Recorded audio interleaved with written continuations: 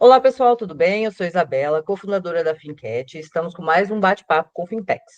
Esse episódio sendo especial de Mês das Mulheres e com duas convidadas. Nós estamos aqui com a Eduarda Camargo, do Portão 3, e a Rebeca Fischer, do DivBank, que já participaram do bate-papo com Fintechs aqui.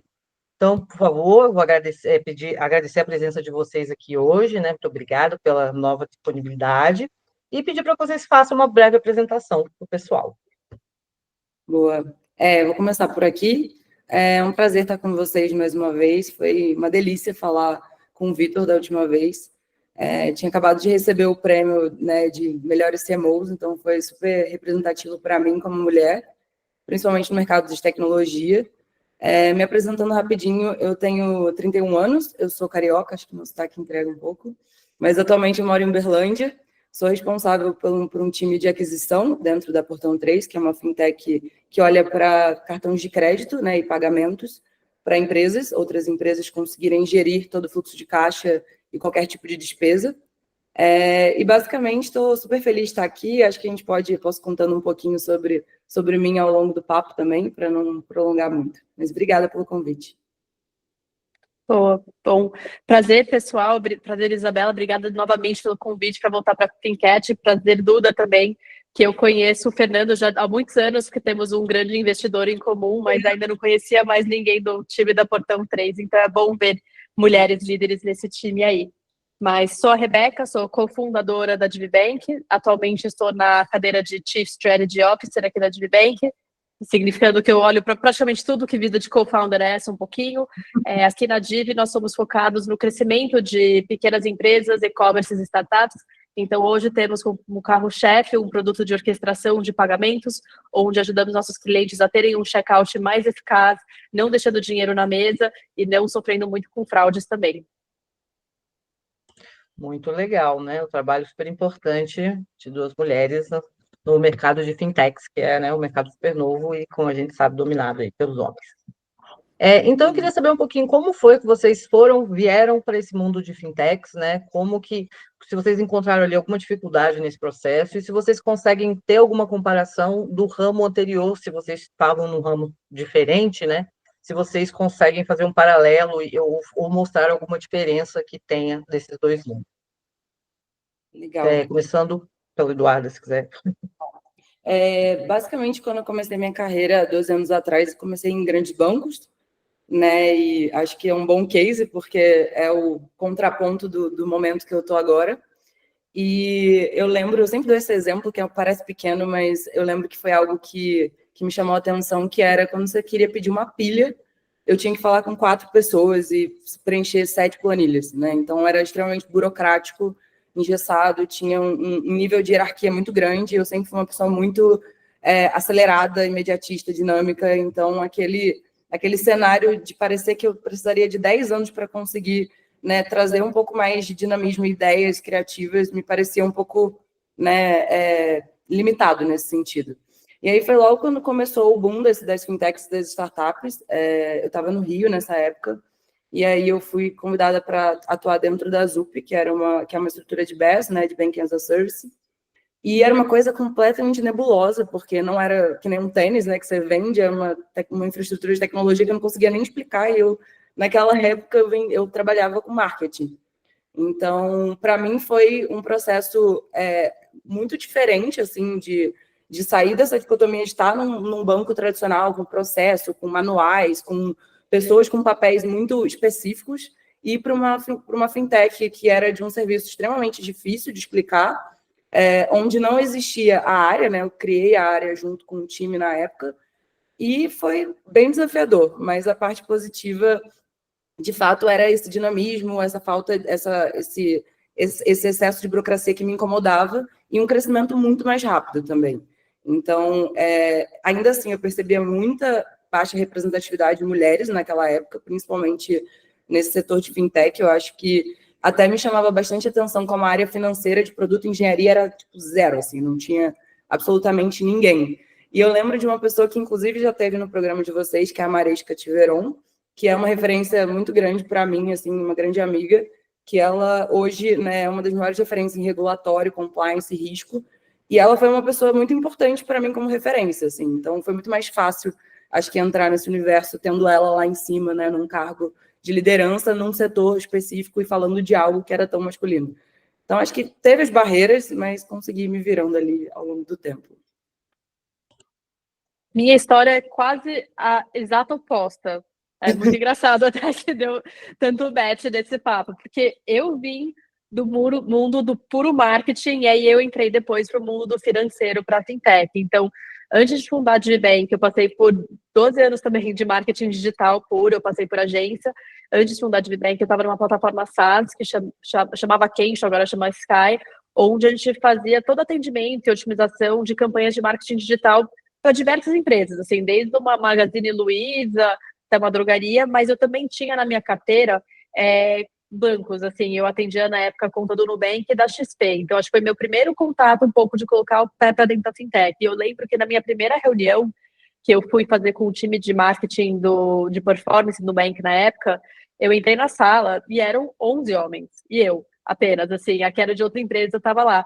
E eu lembro que para mim isso foi muito marcante, que quando eu trabalhava com empresas de e-commerce puro, diremos varejo, tendia a ter uns times um pouco mais divididos, às vezes com viés até um pouco mais feminino no marketing, a gente vê, mas nunca foi uma coisa tão forte. E aí eu fui atender a XP e foi a mesma coisa. Então, quando eu botei meu pé para dentro desse mundo de fintech, quando realmente, depois de remoer muito essa ideia do marketing, pensar em como a gente consegue ajudar mais a financiar empresas, a ajudar as empresas a crescerem, que a Divibank veio muito dessa ideia, que eu botei o pé para dentro realmente de fintech, foi quando eu vi que realmente eu trabalhei 12 anos num mercado que tinha bem mais representatividade feminina. Eu trabalhei durante muitos anos na Bliss Essence, que era uma agência em que todas as diretoras e a CEO eram mulheres, plataforma SaaS também, muitas mulheres lá dentro.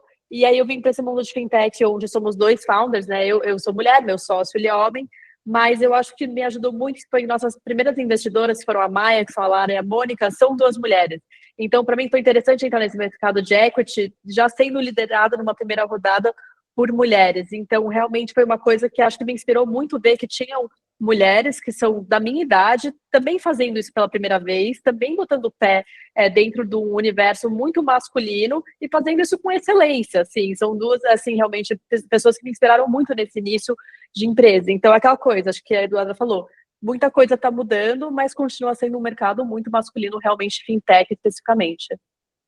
Eu, como sou de tecnologia, né, gente, então eu já venho do mundo completamente masculino, tenho meio acostumada até com isso, mas, assim, todos os podcasts que eu tenho participado, que a gente tem feito aqui, eu vejo, dá para perceber uma crescente feminina, e isso é muito bom, assim, me sinto super bem, né, dá um frescor mesmo para a área, né?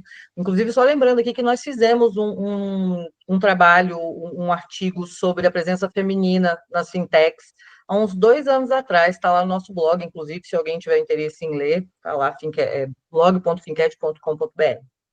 E aí, gente, e atualmente, dentro das empresas de vocês, como que está a proporção de mulheres, a equipe de vocês, como vocês estão conseguindo trazer mais mulheres, se vocês estão fazendo ações, como que vocês estão se mexendo nessa parte de trazer o interesse feminino para dentro, né, das fintechs também? Boa. Do lado da Portão 3, hoje 40% do nosso time é composto por mulheres. É um número bacana, acho que até mesmo para uma cidade, quando a gente faz um recorte de Minas Gerais, né, e olhando que 70% do meu time aqui como empresa é de tecnologia, então acho que tem uma representatividade, a gente não pode fazer esses pequenos recortes, deixar de fazer, né? E no meu time especificamente, o time de aquisição que engloba marketing, venda e sucesso do cliente e um pouco de produto, a gente tem ali uma representatividade de 60%.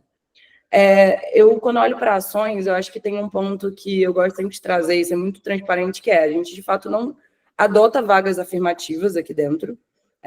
Primeiro que a gente tem uma dificuldade muito grande de achar pessoas de fato, porque hoje o nosso modelo de trabalho é 100% presencial, então tem as limitações do presencial de fato, e principalmente para algumas cadeiras específicas. Então, se eu limitar ainda mais, eu acho que fica mais difícil ainda. Mas a gente está sempre buscando trazer pluralidade para o recrutamento. Então, sempre trazendo equilíbrio ali no número de candidatas mulheres e candidatos homens, né, e dando as mesmas oportunidades e olhando para o mesmo, né, background ali da pessoa, sem tirar nem pôr, assim, acho que não tem a preferência. Tem muitas empresas que eu até mesmo quando eu fiz entrevista tinha aquela coisa, mas o público que essa pessoa vai atender é predominante masculino, então vamos trazer uma mulher porque ela vai conseguir falar melhor com esse cara. Acho que antigamente tinha muito isso, né? Mas hoje a gente vê mulheres que conseguem, né, falar, e homens também que conseguem estar bem e permear nesses dois meios, então acho que pelo menos aqui na nossa empresa caiu um pouco por terra.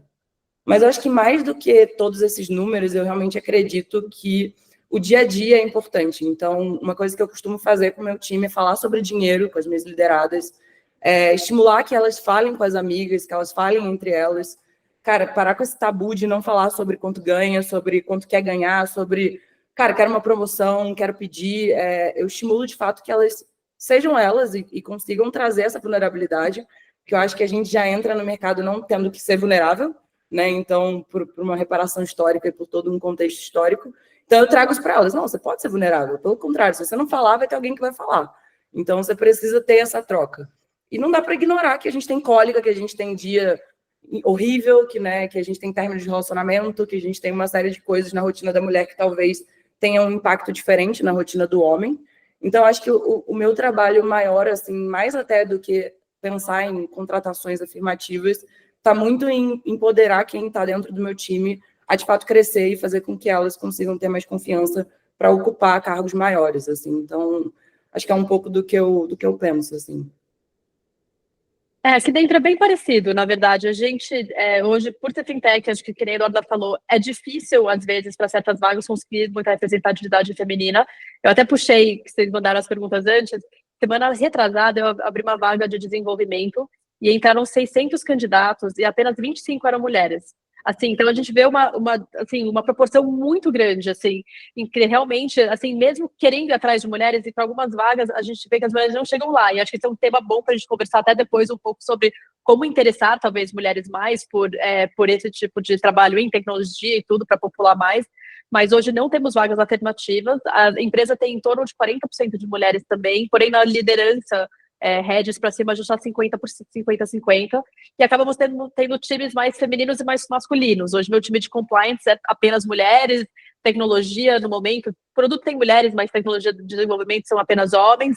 Enfim, a gente coloca a mulher no processo seletivo, a gente não olha para gênero nessa hora de tomar uma decisão, realmente a gente tenta ser o mais neutro em termos de olhar realmente qualificação para a vaga, mas a gente entende também que temos que ter alguma flexibilidade dentro da empresa para ela ser uma empresa atrativa para mulheres também, porque não é só você chamar uma mulher para dentro, você tem que criar um ambiente onde a mulher seja feliz trabalhando, cresça lá dentro e queira ficar dentro da empresa também. Então, hoje somos uma empresa híbrida, a gente estimula muito falar sobre filhos, sobre, sabe, meu filho tá doente, vou ficar no hospital, vou ficar um mês remoto, tá tudo bem, a gente realmente tenta dar esse tipo de liberdade, porque a gente entende que para a mulher, muitas vezes, é muito importante, e a gente tenta, no processo seletivo, às vezes, quando a gente vê que é um candidato, uma candidata, por exemplo, que pode ser uma mãe solteira, a gente tenta colocar uma mãe solteira também nesse processo seletivo para conversar com ela, porque eu acho muito importante a pessoa ver que tem alguém que tem uma vida parecida com a dela, que consegue trabalhar e ser feliz dentro da empresa, e acho isso muito importante para realmente despertar mais interesse, porque o que eu ouço muito de mulheres com filhos realmente é isso, como que vai ser no emprego novo se meu filho ficar doente? Na minha primeira semana de trabalho, vai ficar tudo bem se eu precisar ficar uma semana fora porque meu filho não está bem? Então, isso é uma coisa que a gente trabalha muito aqui dentro de conversar para realmente mostrar que é um ambiente realmente inclusivo e que a gente entende essa flexibilidade, que o híbrido vem porque a gente acredita que estar junto, trabalhando junto no escritório traz grandes benefícios, mas nenhum benefício é melhor ou maior para uma pessoa que tem uma vida pessoal, familiar, saudável também. Deixa eu até fazer um complemento. Eu acho que esse ponto que você trouxe da gente conseguir ter essa empatia, né, é algo que eu acho que é até difícil para o homem, assim, conseguir ter esse olhar, porque ele não vive isso. Então, eu acho super importante times de RH, BP, Business Partner, toda essa parte que dá o back-office ali, o aparato, né, para todos os outros colaboradores que sejam compostos por pessoas mistas, né, para que a gente consiga ter esse olhar bem empático, porque, de fato, eu já trabalhei em lugares onde eu era a única mulher, e a gente sabe, né, do mansplaining, a gente sabe de todos esses movimentos que existem, de fato, são situações, mas acho que vai além disso, assim, acho que vai além do homem, acho que vai nas questões até femininas, de como eu falei, de vulnerabilidade, de não saber falar sobre dinheiro, de não saber falar sobre investimento, de ter vergonha de pedir uma promoção, de até mesmo de feedback sobre aparência, que é algo que as pessoas não falam sobre, mas a gente vê, eu vejo colaboradoras minhas, às vezes, que vêm trabalhar, e aí eu sinto que alguém fez algum comentário sobre a roupa dela nas costas, e aí ela já é taxada com uma postura tal, e, cara, um homem dificilmente, um líder homem, dificilmente vai chegar para ela e vai ter esse feedback direto, porque é até difícil, né? Assim, já é difícil para a gente dar, imagina para um cara nessa situação. Então, acho que é super importante, né, a gente conseguir trazer essa comunicação mais fluida. Eu acho que essa comunicação bem assertiva mesmo, de, olha, o mercado é esse, o corporativismo existe, você precisa atender certas coisas, porque eu acho que o que eu fico mais chateada quando eu olho para trás, assim, que eu senti mais falta foi desse aparato de me darem os caminhos certos e os hacks, porque ninguém dá. Você precisa vir mal vestida 70 vezes para entender que, cara, tipo, sei lá, isso vai te colocar numa caixa, né? X, que seja. Mas que você pode ter a sua personalidade. Eu nunca tirei o meu piercing, por exemplo, e eu já ouvi várias vezes as pessoas falarem de piercing, tatuagem antigamente. Então, acho que tem um pouco desse empoderamento da gente falar sobre essas coisas, o impacto e as consequências delas, mas, obviamente, também entender que cada um tem uma personalidade, uma aparência, e, enfim, isso não determina se você é bom ou se você é capaz de algo, assim. Mas eu acho que isso é muito nosso, né? Assim. Sim, e eu acho que é muito bom empoderar o time para dar feedback também, assim, eu acho que hoje eu fico na cadeira de head de RH também, então muitos feedbacks vêm de mim, eu vejo que é importante isso, mas é importante dar um exemplo, porque, assim, para mim também é importante saber que as meninas aqui dentro, mulheres, se elas ouvem alguma coisa que elas não gostam, que elas conseguem sentar e ter uma conversa com a pessoa que falou isso, porque nem sempre é maldade, alguém que entra e fala, Eduarda, tá bonita hoje. Muitas vezes a pessoa não tá pensando no que isso pode implicar, não veio de maldade, realmente não é o momento, assim, não precisava gerar um cancelamento dentro da empresa dessa pessoa, mas o momento que a mulher se sente empoderada de sentar e falar, sabe, cara, não foi legal, não fala da minha aparência, aqui dentro não, obrigado, eu entendo que foi um elogio, eu já vi isso acontecer aqui dentro, a gente vê que a dinâmica do time até melhora depois, porque as pessoas entendem que realmente tem uma troca de iguais entre eles, que eles conseguem se comunicar de forma muito ampla e aberta. Eu acredito que essa questão de cultura mesmo, de ser um espaço confortável e seguro para as mulheres, é uma das coisas que é muito importante imediatamente, assim, uma coisa mais rápida de ser feita e incorporada para trazer mais mulheres, para a pessoa se sentir segura, não, quero fazer entrevista naquela empresa porque ali eu sei que é um ambiente bom para se trabalhar, que eles têm essa preocupação com o fato de eu ser mulher, de ter todas as questões que acabam acontecendo, né? E eu acho que, assim, para atrair mais gente, mais mulher, para os cursos, né? Seria assim, para as áreas que são predominantemente masculinas, aí seria mais um trabalho de base mesmo, né? Seria um trabalho mais de ir nas escolas e mostrar para as meninas, né, para as jovens, olha, você pode estudar isso se você quiser, viu? Você é capaz, dá para você fazer, né? Ter programas mesmo de incentivo das meninas. Eu já participei de alguns de incentivo de programação em escolas, sabe, assim, para despertar o interesse e mostrar, ter mais meninas na computação, que é totalmente plausível, claro que nós somos capazes, etc., né? São passinhos que a gente pode dar, uns que vão ser mais lentos, outros que são mais rápidos, mas que, em conjunto, acho que vão melhorando o sistema como um todo, né?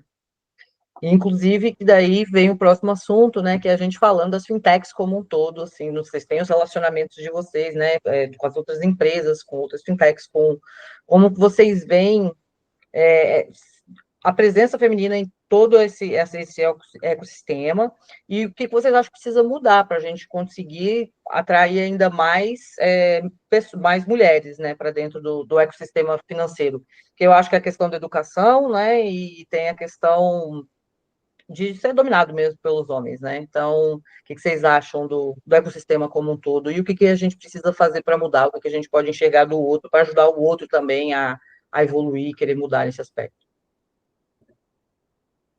Beca, quer começar dessa vez? Posso começar? Assim, eu entrei em fintech em 2020, então tem 5 anos agora. Para mim, é nítido que teve uma evolução. Assim, no começo eu ia em muitos eventos de fintech, onde eu era a única mulher, e ainda perguntavam às vezes se eu era esposa de alguém que estava lá, assim, então realmente uma coisa que mudou muito. Hoje o Voo tem muitas mulheres no eventos, claro, não uma proporção 50-50, longe disso, mas a gente vê crescendo isso. Quando entrei em fintech, quem eu conhecia de mulher em fintech era Cris Junqueira e Ingrid Bart, era isso, eram os dois nomes que tinham dentro do mercado de mulheres que tiveram um crescimento exponencial.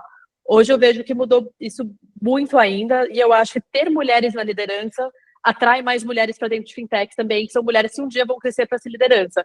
Eu tenho certeza que mulheres que se entrevistam com a Eduarda gostam da ideia de ter uma mulher chefe também, de ver que tem uma mulher em cargo de C-level e ver que dentro da Portão 3 é possível chegar lá sendo mulher. Então, acho que isso é uma coisa que é um exemplo muito bom. E acho que meu segundo ponto é o que você falou, Isa, isso de realmente educação. Como que a gente atrai mulheres para esse cargo? Saiu ontem um estudo que os primeiros cargos a serem totalmente tomados por IA são cargos que hoje são cargos quase todos femininos, que são cargos de atendimento, telemarketing, cargos que geralmente são tomados por mulheres que querem ficar em casa, têm filhos, têm obrigações, são trabalhos, às vezes não com jornadas de 8 horas, que elas conseguem fazer quebrados, e esses são os primeiros trabalhos, são tendo totalmente tomados por IA. Então, não só como a gente ajuda as mulheres a entrarem em tecnologia, mas também ajuda as mulheres a não serem o primeiro corte, o primeiro grande desemprego por causa de inteligência artificial. Então, acho uma conversa que vai ainda mais a fundo de interesse e entra realmente em necessidade de como que a mulher parte a se blindar de um risco desses. E é uma conversa muito complexa, que treinamento em tecnologia não é barato, não é acessível, você precisa de máquina, você precisa de internet rápida, você precisa de concentração, tempo, silêncio. Então, acho que realmente parte para um caminho em que a gente vê uma necessidade muito grande de empresas que vão ter essa dor de recrutamento, porque eu já tenho essa dor de recrutamento, é muito difícil contratar pessoas no ramo de tecnologia, independente de gênero. Então, ter mais mulheres seria ótimo também. Mas também para mulheres encontrarem um outro nicho, que é um trabalho que pode ser remoto também, dentro da tecnologia. Então, acho que é uma conversa que não estamos tendo tanto ainda sobre isso, mas como que a gente vê através de programas sociais, educacionais, de incluir mais mulheres dentro dessa educação de base de tecnologia. E até complementando, eu estava vendo um levantamento da BFintex, né, que a gente recebe aqui mensalmente, ainda tem apenas 10% das mulheres como fundadoras dentro do Brasil, assim, né, no cenário brasileiro. E quando olha para o segmento de investimento, é 5% de representatividade. Então, a gente está muito longe do ideal, de fato. Acho que é um pouco do que a Beca comentou. De fato, educação. Acho que vai além também quando a gente olha para a formação técnica, principalmente, porque eu pelo menos vejo assim, nas pessoas que eu entrevisto, nas vagas que eu abro, que, de fato, falta um pouco dessa capacitação mais técnica, de fato. E não digo nem das áreas de tecnologia. Até mesmo RH, às vezes a pessoa não conhece uma ferramenta que é necessária para o dia a dia, ou quando eu olho até para marketing, que é uma área grande aqui dentro também, a pessoa não conhece um CRM, não conhece, né, essa parte de ferramental que vai ajudar, de fato, ela a sair do outro lado. Então, acho que tem muito esse trabalho que hoje, eu, pelo menos na minha época de faculdade, eu sinto que falta um pouco também, né, nos cursos, de trazerem um pouco mais para essa vivência profissional, assim. Então, eu olho para a minha carreira, para quando eu comecei, o que me ajudou muito foi estágio. Mas quando você olha para uma universidade federal, a pessoa não tem nem tempo de estagiar, porque né, é um cronograma integral. Em que momento que ela vai estagiar? Então, ela sai da faculdade, né, com a teoria, que é muito importante, mas com pouca prática, né? E, obviamente, tem já isso acaba sendo um limitador, eu acredito. Então, talvez também flexibilizar essas grades, trazer um pouco mais de capacitação técnica para mulheres. Hoje eu também faço parte de um programa chamado IVG, que é o estudo basicamente, que trabalha com mentoria para mulheres, só focado em carreira. Então, a gente mentora aí mais ou menos mais de 1.500 mulheres a cada 6 meses, né, que passam pela mão de várias mentoradas, e a gente basicamente olha para o cenário delas, ajuda elas a se empoderar, a ganhar uma promoção, a montar um currículo, enfim, vai do básico até o mais, né, avançado nesse sentido. Mas, de fato, assim, eu acredito que conversa, tendo esses espaços como esse, tendo troca, botando os números para jogo, assim, acho que a gente precisa continuar falando, continuar colocando isso, né, nas paredes, em todos os lugares, e não só no verbal. E, de fato, promovendo dentro do ambiente que a gente está o máximo que a gente pode de troca escutativa e empoderamento com quem a gente pode controlar dentro desse cenário. Assim, acho que se a gente faz um pouco, né, que seja com 5 pessoas, já são 5 pessoas que vão fazer com mais 5 pessoas, que vão fazer com mais 5 pessoas, então acho que é uma cadeia, assim. E você falou aí agora da mentoria, né? Eu penso também, né, de ter assim iniciativas, tipo mentorias para trazer mulheres para dentro de fintech, né? Voltadas para mulheres mesmo, hubs que tenham lá um tanto de dinheiro que é para fundadas por mulheres, né? Eu acho que também tentar chegar nesses níveis de atividade para fomentar a presença feminina também seria muito bom, né? Sabe uma coisa que a gente fez aqui uma vez que eu achei muito legal? A gente estava com uma vaga que estava muito difícil de fechar, foram 6 meses quase prospectando bastante gente. E aí tem a UFO, né, que é a Universidade Federal aqui de Uberlândia, ela é bem conhecida, ela tem um curso de administração bem forte, com bastante comunidade, etc. Conversei com uma das diretoras do curso, falei, cara, posso ir aí numa aula sua aleatória e ficar sentada e ver se eu consigo achar alguém? Porque eu estou desesperada, estou com essa vaga. Ela falou, pode vir. E aí ela basicamente era uma aula sobre, enfim, business plan, eles estavam montando um plano de negócios. E eu fiquei lá, sentada na última cadeira, o povo ficou me olhando assim, quem é essa pessoa, né? Nunca vimos na aula. Fiquei lá atrás olhando e vi elas apresentando o projeto e achei a minha candidata lá. Então, eu acho que tem esse movimento também da gente conseguir descer, né? Assim, acho que tanto a universidade vir até as empresas, quanto a gente ir até as universidades também, para procurar essas pessoas. Então, é como se fosse um olheiro, né? Eu acho que para a gente fez muito sentido ela estar aqui com a gente até hoje. Então, foi super, super bacana. Nossa, bem legal essa ideia. Muito legal. Muito massa. E aí, então, quais referências que vocês têm no mercado atualmente? Não só no Brasil, como internacionalmente também. A Rebeca já até citou, né, algumas pessoas, mas falar um pouquinho mais sobre essas inspirações para poder inspirar o pessoal que está ouvindo a gente também. Bom, eu posso começar. Acho que uma inspiração Brasil também, né? Vamos manter Fintech Brasil aqui. Não é nem Fintech, na verdade, é mais mercado financeiro. É a Silvia Coutinho, ela hoje é presidente da UBS. Ela é uma mulher que começou, enfim, 30 anos atrás no mercado financeiro, Citibank, Estados Unidos, já viajou o mundo inteiro. Ela virou a primeira presidente da HSBC, ela foi a primeira chefe, líder de um banco no Brasil, mulher. E ela liderou depois sendo presidente da UBS também a fusão com a Credit Suisse aqui na América Latina. Hoje ela olha para a América Latina inteira. É uma pessoa que eu acho realmente formidável ter tido essa trajetória pensando, a gente está falando hoje de 2025, 2020, nossos problemas, pensando realmente numa pessoa que começou há 30 anos atrás, uma pessoa que realmente começou num mercado muito mais masculino, muito fechado, e hoje é a maior referência, acho que feminina para mim, em termos de liderança dentro de banco, dentro de mercado financeiro. E é mãe, tem 2 filhos, assim, uma pessoa espetacular.